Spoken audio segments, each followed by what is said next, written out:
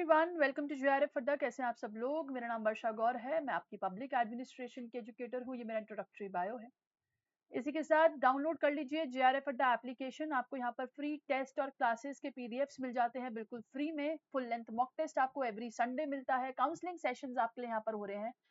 15 days के अंदर हर counselling session आपके लिए उपलब्ध रहता है। इंपॉर्टेंट चीज ये है कि प्रीमियम जो है जेआरएफ अड्डा के कोर्सेज में बिल्कुल वो क्वालिटी आ चुकी है। और अगर आप जेआरएफ क्वालिफाई करना चाहते हैं पब्लिक एडमिनिस्ट्रेशन से तो बिल्कुल आप कर सकते हैं। यूनिट नंबर 5 हमारी फिलहाल चल रही है। अभी यूके यूएसए हमारा जो है चल रहा है। आप इसको बिल्कुल देख सकते हैं। सबको पता है administrative systems, CPA, comparative public administration कितना इंपॉर्टेंट है। तो जो लोग भी मेरे साथ पब्लिक एडमिनिस्ट्रेशन के प्रिपरेशन के लिए जुड़ना चाहते हैं बिल्कुल जुड़ सकते हैं। ये सारे ऑफरिंग्स हैं आपके पास, आप इसको देख सकते हैं। इंपॉर्टेंट चीज ये है कि 30% डिस्काउंट चल रहा है आपके पास। 30% डिस्काउंट चल रहा है जिसको आप अवेल कर सकते हैं। तो आपके लिए इंपॉर्टेंट चीज है। 30% डिस्काउंट इंपॉर्टेंट है जेआरएफ क्वालिटी के लिए। एंड मूवमेंट है, आप लोग बिल्कुल ज्वाइन कर सकते हैं। एंड ऑफ कोर्स मेरे पर्सनल एक्सपीरियंस से लास्ट मास्टर प्लान क्या है 60 डेज का कि आपको जो जेआरएफ क्वालिफाई करवा दे वो मैं अपने कुछ पर्सनल एक्सपीरियंस आपके साथ शेयर करूंगी, खासकर मेरे पब्लिक एडमिनिस्ट्रेशन एस्पायरेंट के साथ कि कैसे काम करना है। ओवरऑल स्ट्रैटेजी की अगर मैं बात करूं ना तो ओवरऑल स्ट्रैटेजी आपकी इन 60 दिनों की ऐसी डिवाइड होनी चाहिए कि 1 to 20 डेज में आप फाउंडेशन कवरेज अपनी जो है कोशिश करिए कंप्लीट करने का। यानी कि आप अपनी कुछ बेसिक्स यूनिट चूज कर लीजिए पब्लिक एडमिनिस्ट्रेशन और पेपर 1 की। अगर मैं पब्लिक एडमिनिस्ट्रेशन की बात करूं तो यूनिट नंबर 1, 2, 3, 4, 5 ये 3 यूनिट तो इंपॉर्टेंट है ही। साथ में आप 7 यूनिट कर सकते हैं इसके साथ। प्लस इतना भी अगर आप कर लेंगे 7-8 यूनिट के बाद, इतना भी आप कर लेंगे तो आप अपने लास्ट कम से कम पीवाईक्यूज जो हैं, कम से कम लास्ट 7 to 8 ईयर्स के पीवाईक्यू बिना सोचे समझे लगाइए। ये केवल पब्लिक एडमिनिस्ट्रेशन वालों के लिए बता रही हूँ कि केवल पब्लिक एडमिनिस्ट्रेशन पेपर 2 में क्या करना है। प्लस इसके साथ आप अपनी सेलेक्टेड यूनिट रखिए पेपर 1 की, जिसमें teaching aptitude, most important research aptitude, ICT public administration वालों के, क्योंकि एग्जामिनेशन में काफी पूछा जाता है। इंपॉर्टेंटली अगर मैं बात करूं डीआई नहीं छोड़ सकते हैं, 10 नंबर वहीं से आ रहे हैं। आरसी नहीं छोड़ सकते हैं आप, लॉजिकल रीजनिंग नहीं छोड़ सकते हैं। ये हमारे लिए बहुत इंपॉर्टेंट है, हमारे सवाल काफी यहाँ से बनते हैं, तो इनको आप देख सकते हैं, छोड़ने का कोई चांस ही नहीं है। तो इन कुछ यूनिट्स पे आप काम करिए। साथ में इंटेंस रिवीजन आपकी शुरू हो जानी चाहिए लास्ट के 20 से 30 दिनों में। किसके लिए? जो फेज 3 होना चाहिए, revision plus PYQ practice plus जो छूटा है, जो मिस आउट हुआ है, उसको दोबारा उठा के रिवाइज करिए। ये इंपॉर्टेंट चीज है जो आपको इस तरीके से अपनी प्रिपरेशन को, ओवरऑल स्ट्रैटेजी को इवैल्यूएट करना है। आगे बात करते हैं कि एग्जैक्टली आपका काम कैसे चलेगा। देखिए, फाउंडेशनल कोर्स की जो मैं बात करूं कि फाउंडेशनल कवरेज आपको करना है, इसमें आप बेसिक यूनिट्स को ना, उसके कंटेंट को उठाइए, उसको रेगुलर रिवाइज करिए और मोर इंपॉर्टेंटली आप उसके क्वेश्चंस को सॉल्व करिए। आप उसके क्वेश्चंस को सॉल्व करिए जितना आगे बढ़ते जा रहे हैं। क्योंकि हमारी आदत क्या होती है, हम जितना जितना आगे जाते हैं ना, हम उतना उतना पीछे का छोड़ते जाते हैं। लेकिन आप जितना जितना आगे बढ़ते जा रहे हैं उतना ही आप रिवीजन अपनी बढ़िया रखिए। आगे जितना बढ़ रहे हो पीछे के कॉन्सेप्ट भी उतना ही रिवाइज करो। अगर मान लो आप नाइट में पढ़ते हो, अगर आप नाइट में पढ़ते हो तो अगले दिन सुबह उठ के सबसे पहले वही रिवाइज करना है जो आपने नाइट में पढ़ा है। अगर आप मॉर्निंग में पढ़ते हो, अगर आप लेट्स से मॉर्निंग में पढ़ते हो, तो आपको सोते समय वही रिवाइज करके सोना है जो आपने मॉर्निंग में पढ़ा है। आपकी रिवीजन स्ट्रैटेजी जो होती है ना, वो बैक एंड फ्रो की चलनी चाहिए।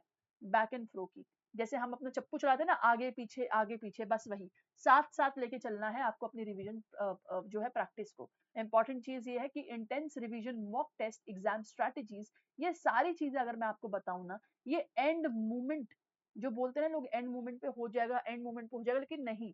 आपको मात्र 30 से 40 डेज तो कम से कम अपने पीवाईक्यूज को प्रैक्टिस करने में लगाने ही होंगे। तभी आपको मजा आएगा, तभी आपको क्लैरिटी मिलेगी कि आपको क्या क्या काम करने की जरूरत है। वरना फिर बात नहीं बनेगी, वरना फिर बात नहीं बनेगी। 60 दिनों में क्या क्या करना है? 60 दिनों में आपको पैटर्न समझना है। ये कैसे होगा एग्जामिनेशन का? बिल्कुल पीवाईक्यू की मदद से होगा। आपको रिसोर्सेज गैदर करने हैं। जो लोग ऑलरेडी पेड कोर्स में, उनको तो पता ही है, उनके पास रिसोर्सेज हैं ही। जो लोग नहीं हैं वो अपनी मेजर यूनिट्स के काम करिए। यूट्यूब जेआरएफ अड्डा प्लेटफॉर्म पे बहुत कुछ है, आप लोग के लिए 30% डिस्काउंट भी चल रहा है, आप लोग कोर्सेज भी ज्वाइन कर सकते हैं, फ्री पीडीएफ्स भी आपको मिल रहे हैं, है ना। तो आप एक तरीके से मटेरियल गैदर करिए और अपने अपने पेस पे पढ़ाई करिए। डेली स्टडी करना बहुत जरूरी है, कंसिस्टेंसी इज अ की फॉर सक्सेस। डेली आप लोग पढ़ेंगे, डेली आप लोग अगर डेली 0.5 करके आगे बढ़ेंगे, तभी तो हर रोज का वो एक कैलकुलेट होगा। ये बात याद रखिए, डेली कंसिस्टेंसी के साथ रिलीजियसली अपनी पढ़ाई करिए और रिलीजियसली ही अपनी प्रैक्टिस करिए, अपनी परफॉर्मेंस को असेस करिए, वो बहुत ज्यादा जरूरी है। जो पढ़ा है उसको रिवाइज करिए, रीड, रिवाइज एंड राइज, ये 3 R का कॉन्सेप्ट याद रखिए, रीड, रिवाइज एंड राइज, ये इंपॉर्टेंट है आपके लिए। मॉक मॉक टेस्ट मैं बोलूंगी, फिलहाल इंटरव्यूज की बात बाद में है, मॉक टेस्ट पे आप जो है फोकस करिए, अपने पेपर पीवाईक्यू में जिस तरीके से टेस्ट आते हैं उस पर फोकस करिए, बिल्कुल ये आपको हेल्प करेगा आपके सक्सेस गोल की तरफ आगे बढ़ने के लिए। तो आपको इसी के तरीके से आगे बढ़ना है, ये आपको और ज्यादा बूस्टअप बनाएगा आपकी प्रिपरेशन को इनहांस करने में। लेकिन मैं दोबारा बोल रही हूँ, ये 60 दिन को 80 दिन बनाना आपके हाथ में है। ये 60 दिन को 80 दिन बनाना आपके हाथ में है, दिन रात मेहनत करके। जो सो गया वो उसने सब कुछ खो गया, ये बात याद रखिए। अपने लिए आपको क्या करना है, स्टडी टिप्स के बारे में जो मैं बताऊंगी ना, वो देखिए ये करिए, डेली अपने आप को प्रोग्रेस चेक करिए। प्रोग्रेस रिपोर्ट होती है ना कि आज कितना पढ़ा है, डेली चेक करिए। अगर एक दिन भी मिस हो रहा है तो पछतावा होना चाहिए कि आज पढ़ाई नहीं हुई है। मैं जनरली ऐसे ही करती थी, अगर मान लो किसी दिन पढ़ने का मन नहीं है, किसी दिन बाहर चले गए किसी कारणवश, हॉस्पिटल जाने में भी बुरा लगता था, यार पढ़ाई मिस हो रही है, हॉस्पिटल जाने में भी मानोगे, कभी तबीयत खराब है डॉक्टर के पास जाने में भी बुरा लगता था, कभी चश्मा टूट गया चश्मा बनवाने में भी बुरा लगता था कि ओहो पढ़ाई मिस आउट हो रही है। इंपॉर्टेंट चीज ये है कि अगर आप एक दिन मिस कर रहे हो ना, तो नेक्स्ट डे डबल स्पीड के साथ 2x की स्पीड के साथ काम करिए, ये इंपॉर्टेंट है आप चीज आपके लिए। अभी लास्ट 60 डेज है, अपना प्लानर बना लीजिए कि आपको 60 दिनों में ये जो टॉपिक्स कवर करने हैं, पेपर 1 हो चाहे पेपर 2 हो, आपको रिवाइज इस तरीके से रखना है। हर हफ्ते कोशिश करिए इन 60 दिनों में ना, आप कम से कम 4 से 5 बार अपना ओवरऑल, खासकर जो लोग डे 1 से प्रिपरेशन में है, जो लोग पेड कोर्स वाले हैं, कोशिश करिए इन 60 दिनों में आप अपना ओवरऑल जितना आपका अभी सिलेबस हो चुका है, जैसे मान लो 1 यूनिट हो गई, 2 यूनिट हो गई, 3 यूनिट हो गई, 4 हो गई, 5 यूनिट हो गई, अभी इन 60 दिनों के अंदर अंदर हर पर हफ्ते आपकी जितनी यूनिट होती जा रही है, कंप्लीट रिवीजन आप उन यूनिट्स का करो। जैसे मान लो नेक्स्ट हफ्ते तक आपकी 4 यूनिट कंप्लीट हो जाएगी, तो नेक्स्ट हफ्ते आने वाले 7 दिनों में आपको वो चारों की चारों यूनिट स्पीड की तरीके से, बिल्कुल हवा की स्पीड की तरीके से दोबारा रिवाइज करना होगा, पूरा कंप्लीट रिवीजन। हाँ, आपको कि मैम ऐसा कैसे होता है, बिल्कुल जल्दी जल्दी रिवाइज करके होता है ना। हर हफ्ते आप सोचो, हर हफ्ते आप हर हफ्ते आप 4 यूनिट, 4 से 5 यूनिट, 4 से 6 यूनिट, 6 से 7 यूनिट रिवाइज कर रहे हो कंप्लीटली, तो वो आपकी प्रिपरेशन को बहुत ज्यादा उसकी क्वालिटी इंहांस कर देगा। अपना प्लानर अपने अकॉर्डिंग प्लान करिए। हाई मटेरियल यानी कि कुल मिलाकर यह है कि डिस्ट्रैक्शंस को अवॉइड करिए, फोकस रखिए। फ्रेंड्स की शादी, कजन की शादी, उसकी शादी, इसकी शादी बाद में हो जाएगी, जो बाद में नहीं आएगा वो नहीं आएगा, आपका समय जो आपने भरपूर तरीके से पढ़ाई करी, अपने आप को भी हेल्दी रखिए। ये कह रहा है ना वीकली रेस्ट, इसमें लिखा हुआ है मैंने साफ साफ, वीकली रेस्ट भी करिए, कुछ घंटे कुछ चंद पल अपने लिए भी निकालिए, वरना फ्रस्ट्रेटेड हो जाएंगे, स्ट्रेसफुल हो जाएंगे, और स्ट्रेस की वजह से बीमारियां होने लग जाती है, बुखार हो जाता है, सो नहीं पा रहे हो तो, है ना, जुकाम हो जाता है, बहुत सारी चीजें हैं, नींद नहीं आती है, बड़ी सारी प्रॉब्लम्स हैं।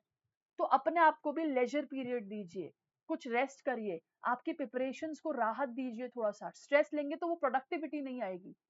अपने अकॉर्डिंग इन 60 दिनों को प्लान करो, ताकि एक बढ़िया प्रिपरेशन आपके सामने आए। अपने शॉर्ट नोट्स मेंटेन रखो, जैसे कि मैंने बहुत बार अपने टेलीग्राम ग्रुप पे बच्चों को दिखाया हुआ है, मैं चिट्स लगाती थी दीवार पे, मैं जेन्युइनली चिट्स चिपकाती थी दीवार पे, ताकि ना मेरे को याद रहे, फैक्ट्स याद रहे, मुझे डेट्स याद रहे। मैं अपने सामने आर्टिकल्स और अमेंडमेंट्स के चार्ट लगाती थी, ताकि मुझे याद रहे। मैं सॉल्व करती थी पीवाईक्यूज में, एमसीक्यू पीवाईक्यू एमसीक्यूज भी सॉल्व करती थी, आधा घंटा तो एमसीक्यू सॉल्व करती थी। कोशिश करिए आप लोग डीआई और आरसी की प्रैक्टिस डेली करना शुरू कर दीजिए अब, क्योंकि एक तो वो आपकी स्पीड बढ़ाएगा, आपकी कंसिस्टेंसी को जो है इंक्रीज करेगा, आपकी power of solving the question, वो भी अच्छा करेगा। और आप लोग पीवाईक्यूज और एमसीक्यू लगाते हो ना, तो बेस्ट चीज ये है कि आपका टाइम मैनेजमेंट होता है। एग्जामिनेशन में टाइम दौड़ते दौड़ते नजर आता है, लेकिन जब आप एमसीक्यू पीवाईक्यूज लगाते हो ना, आपकी क्वेश्चन रीडिंग स्किल भी सुधरती है, स्पीड भी सुधरती है, स्किल्स भी सुधरती है, आपसे माइन्यूट माइन्यूट मिस्टेक नहीं होती है। और आप अच्छे से क्वेश्चन पढ़ते हो, जब अच्छे से क्वेश्चन रीड करोगे तो अच्छे से क्वेश्चन सॉल्व भी करोगे ना, तो ये सारी आपकी स्किल्स इंप्रूव करते हैं। ये कुछ शॉर्ट टिप्स थी जो आपको ध्यान में रखना होगा अपनी प्रिपरेशन को बूस्ट अप करने के लिए। आपकी जो भी क्वेरीज है ना प्रिपरेशन से लेकर, आप बिल्कुल कमेंट सेक्शन में डाल सकते हो, क्योंकि मुझे पता है बहुत सारे बच्चे परेशान हैं। मैम एग्जाम का टाइम आ रहा है, मैम अभी तक तो एडमिट कार्ड, अभी तक तो फॉर्म ही नहीं भरेगा, एडमिट कार्ड तो तब आएंगे, बड़ी फ्रस्ट्रेशन है, हमारा एग्जाम कैसे होगा, ये होगा वो होगा। बेटा सब भूल जाओ। देखो, जब फॉर्म आएगा तब टेंशन लेना, अगर आपका एग्जाम किसी और एग्जाम के साथ क्लैश कर रहा है तब की तब टेंशन करना। अभी पढ़ लो, अभी जो है ना अभी उस पर फोकस करो। जब कभी कुछ आएगा तब देख लेंगे ना, तब देख लेंगे। अभी सिर्फ पढ़ाई पर फोकस करो, अभी जितना करना है सिर्फ उस पर फोकस करो। जब होगा तब की तब टेंशन ले लेंगे। अभी जो है एट प्रेजेंट जो हमारे हाथ में ना, अभी हम उस पर फोकस करते हैं और अपनी प्रिपरेशन को बूस्ट अप करते हैं, अपनी प्रिपरेशन को उस क्वालिटी वाली प्रिपरेशन बनाते हैं जो 60 दिनों में हमारे एग्जाम हमें निकालने के लिए हेल्प करेगा। आई एम श्योर बहुत सारे बच्चों को एक क्लैरिटी मिली होगी। अगर सेशन पसंद आया तो प्लीज लाइक करना, शेयर करना। Thank you so much for watching. All the best. मिलती हूँ आपसे अगले सेशन में। Bye bye. Take care.